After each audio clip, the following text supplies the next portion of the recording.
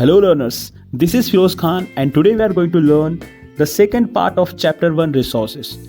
Earlier, we learned about natural resources and now we are going to learn about human-made resources. Now examples are everywhere. We are surrounded by them, buildings, cars, roads, the things we use in our daily life, the things we purchase from supermarket.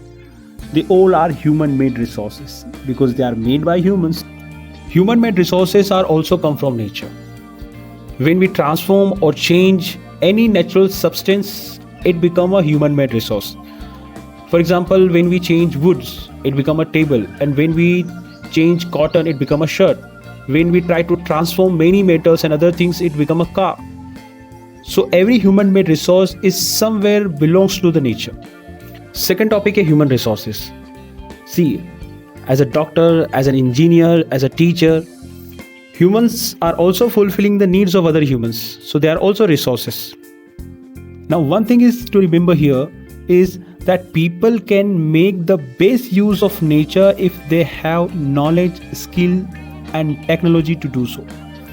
इसलिए अब ज़्यादातर country इस बात पे ध्यान दे रही हैं कि वहाँ के लोगों के पास ज़्यादा स्किल्स हो, ज़्यादा नॉलेज हो और उनको टेक्नोलॉजी के बारे में ज़्यादा पता हो, और इसी चीज़ को कहते हैं human resource development. Now let's talk about conservation of resources. As we all are aware that we are consuming the natural resources at a very high rate. Pollution भी अपनी पीक पर है. ऐसे में कंजर्वेशन एक बहुत ही बड़ी रिस्पॉन्सिबिलिटी बन जाती है. So we have to use the resources very carefully and we are suppose to give them time to renewed. अच्छा, कंजर्वेशन करने के तरीके क्या हो सकते हैं, ये मैं आपसे पूछना चाहता हूँ. तो चलिए मुझे कमेंट करके बताइए कोई 5 तरीके जिससे हम वाटर को कंजर्व कर सकते हैं. अब नेक्स्ट चीज़ इसमें है 3 R's technique, that is reducing, recycling and reusing.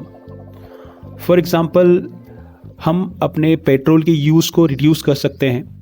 जहाँ तक पॉसिबल हो हम वॉक करके जाएं. जो चीज़ें रिसाइकिल हो सकती है उन्हें रिसाइकिल किया जाए, और जो चीज़ें रीयूज़ हो सकती है उसे रीयूज़ करें. जैसे फॉर एग्ज़ाम्पल, अगर आपके पास एक टेबल है, पुरानी टेबल है जिसे आप फिर से यूज़ कर सकते हैं, तो नई टेबल लेने की ज़रूरत अभी नहीं है, जिससे कि कुछ ट्रीज़ कम कटेंगे, है ना. तो ऐसे हम कंजर्व कर सकते हैं रिसोर्सेज को. Now the last topic is sustainable development. अब जब भी डेवलपमेंट की बात आती है हमारे माइंड में इंडस्ट्रीज़ दिखने लगती है, पॉल्यूशन दिखने लगता है. सो क्वेश्चन ये है कि अगर पॉल्यूशन होता है तो क्या हम डेवलपमेंट नहीं करें? नहीं, हम डेवलपमेंट कर सकते हैं, but there must be a balance. There must be a balance in between the development and the use of resources, ताकि वो फ्यूचर जनरेशन के लिए भी बच सके. और इसी को हम लोग कहते हैं sustainable development.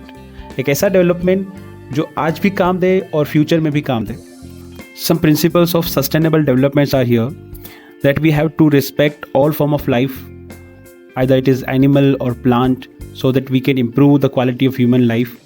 We are supposed to conserve the vitality and diversity, means the different kind of plants and animals we are supposed to conserve them. और कोशिश करनी है कि कम से कम डैमेज हो नेचर का. whenever we talk about the development, कम से कम harm हो नेचुरल रिसोर्सेज का. और वो जो एटीट्यूड है नेचर के लिए, एनवायरनमेंट के लिए, कि एनवायरनमेंट फ्री है, हम उसमें कुछ भी चेंज कर सकते हैं, यह हमें फ़र्क नहीं पड़ता, तो वो एटीट्यूड हमको बदलने की ज़रूरत है. और एट लास्ट, हर कम्युनिटी को इस बारे में अवेयर करना है कि उसके आसपास के एनवायरनमेंट का वो बहुत अच्छे से ध्यान रखे.